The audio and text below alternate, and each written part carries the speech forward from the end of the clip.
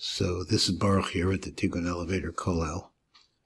I'm in frozen Passaic, New Jersey right now saying this year, and I brought some printouts for myself so that I could get a chance to learn a little bit with you. This is LIKUTEI MAHARAN. A little introduction here just to get started real quickly is a leftover from what we saw in last week's year. Today we're going to be learning the LIKUTEI MAHARAN along with, at the same time that we're learning the Pirush Rahot of Rav SHLOMO ELIEZER, SCHICK. So previously it said he had talked about the taiva, the lust for money. And he talked about it and he tied it to the concept of depression, of deep depression that people get themselves into when they're sunk into the lust of this world, which actually you can never take with you. So let's see what just the last words of the previous shir. He said, Tikkun Bris, guarding your bris, your sexual life. Meir la'atzbacha b'or p'nei melech chaim, by guarding that bris, what's happening to the person is it's shining onto him the face of the living God. Now, in Kabbalah, you have the concept of the face and the back. So when someone has a back to you, it's an indication that they're not close to you. But when their face looks at you and shines on you, and this is the secret of Zeranpin, and how his face can shine on us and bless us. But he says it's really tied to the concept of bris. And this is where he says that melech, which is salt, what does salt do? Salt preserves things. Your food, you can salt it, it can last for a long, long time. So melech mamon chaser, it means that you have to, in order to get to a place where you can actually use this salt, you have to lose a certain amount of money. That is, you have to give charity. This melech, this ma'id etzlo taivas mamon, by giving charity, you're able to limit the lust that you have for money. Now let's go over here and let's see a pirush of Rav ELIEZER SHLOMO SCHICK as we can continue on. Gam achshav yalbishas hasagazach and the pasuk. So now what he's talking about, he wants to take a pasuk and go through it. This is what is the yagar befanecha oyev. You will send away from yourself the enemy. Mipanecha the kedusha, from the face, he says, of kedusha. So he says, if you can send away or divorce yourself from the enemy, which is the face of depression, panim the sitra ach, the face of the other side, the force of evil, you'll merit to be able to have a shining face, a face that glows. Panim the kedusha, that's a face that has kedusha in it. And that's why so many people have pictures of tzaddikim and so on and so forth, because the Torah that's inside of them shines on their faces. Hashmed lashon shmad. So then you say hashmed, which is lashon destroy, but it means to turn your back on God. Shmad, lashon avodah zarah, which is a language of idolatry, of a kind of taivas mammon, that is the lust for power, for money. So then when you do that, you are sending away or divorcing yourself from this shmad, which is avodah zarah. Shehi taivas mammon, which he says it all has to do with money. Now I added the word power into it. Power to get more money, power to dominate this world. Shehi taivas mammon ki al yedecha bepanim de kedusha, because when a person guards his bris, he develops a face of kedusha, a kedusha, anpin nehorim, shining faces, mevadlim as upon him de sitra achra, they have the ability, like the sun, has the ability to be blot out all the darkness. So this also brings faces of kedusha, shehi taivas mammon, which represents the lust for money, which is avodah zarah. Ki called Yisrael nekroim tzaddikim, because all of the Jews are called righteous tzaddikim. Al Shem a bris, because they guard their bris, we have a bris. Zel lashon hazohar, this is the language of the Zohar. V'ki kulhu Yisrael tzaddikin inhu, Is it true that all of the Jews are tzaddikim? But there's a lot of people who we know that are off the derech. He says, how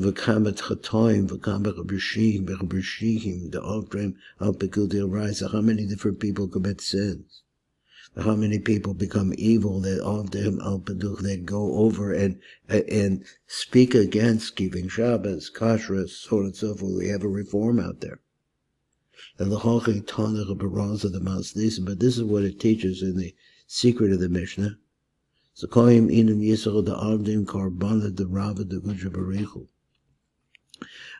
don't know if this is a Mishnah, but it means of a teaching.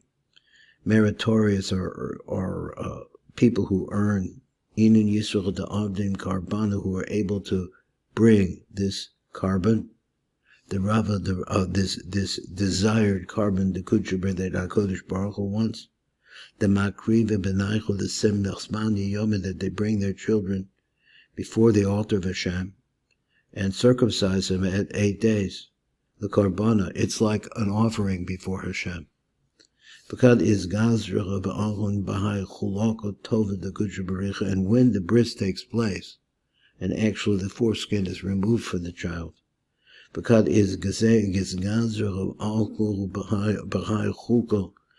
that happens, person automatically finds himself entering into that portion of Chalukah Tova, the good portion, the good Shabarichu. The relationship is made right then. But Tzaddik Yisod Oila, the Tzaddik is the foundation of the world. And so once a person finds himself entering into that place, which is the Tzaddik, Ikun Tzaddikim. Now, one of the things that I find so attractive about BRESLOV, and we see this other ways in other people's work as well, that he's telling us that we are really all have the potential to be tzaddikim. We don't have to follow anybody. We can develop it with ourselves, and he's going to be panimi to us and teach it to us. How it is that we can bring out the tzidkus that is inside of ourselves and become righteous people. So v'vadai kulam tzaddikim, that all the Jews really are tzaddikim. And this has to do with the fact that once a person is gemalt, that he has a circumcision, then the person is called the tzaddik. That's the righteousness of that place. And we also know that the place of the bris is also the place of the tzaddik. Yosef was called the tzaddik because he guarded, in the most difficult situation, his bris. So because of this, when they send away or divorce their faces from their holy faces, and they send the enemy away from that, the enemy of the type of Mammon, which he's going to say. It causes the destruction or the fall of the enemy, which is what? The phase of depression of the other side.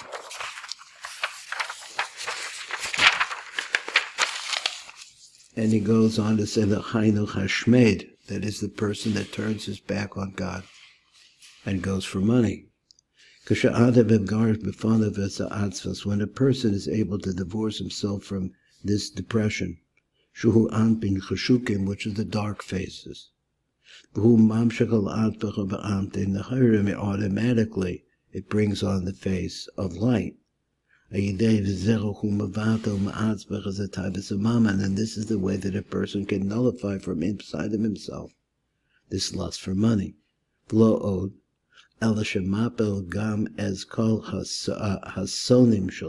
he also causes the fall of all those who hate him. So they want to bring him down, mishmad, into denial of God, denial of the power of the bris. Shulu avodah Teves mammon, lust for money. So they also fall. They fall. Those people who attack are those forces which attack the tzaddik, the person who wants to keep his bris. How do you cause that all to fall away from you? By strengthening your faith in Kedusha. He said that excuse me, I said faith, but it means that, but it means the anpin, the Kedusha, the face of Kedusha. Anpin, the Harim, that is the light of the Bris, which is inside of us and attached to us now. The Nimsa called Tzaddik v'Tzaddik HaKadosh Baruch Hu wrote to the Gorish over Shalom Tzaddik. So every single Tzaddik, when HaKadosh Baruch Hu wants to cast away this depression from him, and what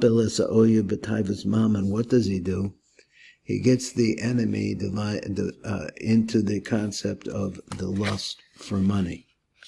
He gets himself so deeply submerged into himself, he forgets what's going on with the tzaddik. So understand that these are the forces that come to bring us gloom. As the rabbi said, Misha Rodev es Chavero, person that's really running after his friend, he wants to get him in trouble. HaKadosh Baruch Hu maybe HaKadosh Baruch Hu will bring bad things onto that person, so that he'll forget about his friend, his fellow, and he'll be so sunken into his own problems. Ki tzaddik hu bris olam. Understand the concept of tzaddik. Yosef tzaddik, the person, the saint, who guarded his bris and became a model for all that will come out from him. Ki tzaddik hu bris olam. He is the everlasting bris. That the person, the tzaddik, holds the importance of the tikkun bris. Sh'oz nikra tzaddik, because that's the definition, he says, of a tzaddik. And now this enemy, let's say it's the Yetzer Hara of a person, shecholek al tzaddik, who really doesn't like the tzaddik side of the person. Ein lo melech lahamtik merurus, but he has nothing, no melech, because the bris is a bris of melech, it's a bris of perpetuity, bris of kedusha. He doesn't have any melech lahamtik merurus, the bitterness in light. He has nothing to save himself from that. Ki melech mamon choser, because melech, in order to have, melech means that which preserves, the ability to be able to preserve your relationship with God and bring yourself up. You have to spend your money. You have to give money away. Ki ikr taivas mammon shenismayit eno ala bebris, because the main way to suppress the tithe of mammon, that's the word shesmayos, is mayit. Eno ala bebris is only through the covenant, sexual covenant. And since the person is not holding by the tikkun of the bris, he doesn't have what he needs in order to bring life to himself. He doesn't have the melech lahamtik as beruso. He doesn't have the salt that can come and be able to sweeten the bitterness of his life. And so what happens to the person then? When he is not generous and he doesn't guard his bris. So it comes out that the person, nofel b'taivas mammon, he falls into the lust for money. V'nishka hosham, and he finds himself sunk into that. And because of this lust for money, he doesn't go after the tzaddik anymore. So we could see this. Because of his tremendous clinging, his attachment to HaKadosh Baruch Hu, to the light of God within him, he completely and totally cleanses himself from the lust for money. And he doesn't have a lust for money at all. He's the shefa, the kedusha, because he merits the shefa that comes from Kedusha, because the pipeline that ends at the bris is not flowing properly. V'hu tamed ba'anfim naharim, he's always with a smiling face, a glad face. So therefore they're not able to bring him down. Lo kain misha misava the mama, but that's not the case for a person who really lusts for money. Who tavid ba'amach shukim, he's always has a dark face about him. But now lahapelosa, it's very easy, that person who is sunk into lust for money, it's very easy to cause him to fall. So how, in fact, does he fall? The main place that he falls is through jealousy. Because he's constantly looking at other people, and he's jealous of what the other has. Why does he have more money than me? This is the main part of the fall, shall rove olam, of the majority of the world. That they fall in their thinking. Because how do they do that? What happens? They look with an evil eye on others. Because they have more money than they do. I think that all of us have this balance that is fighting within us. To be somebody special in the eyes of other people takes money.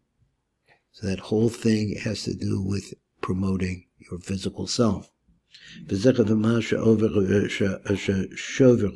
this same lust for money is what breaks them.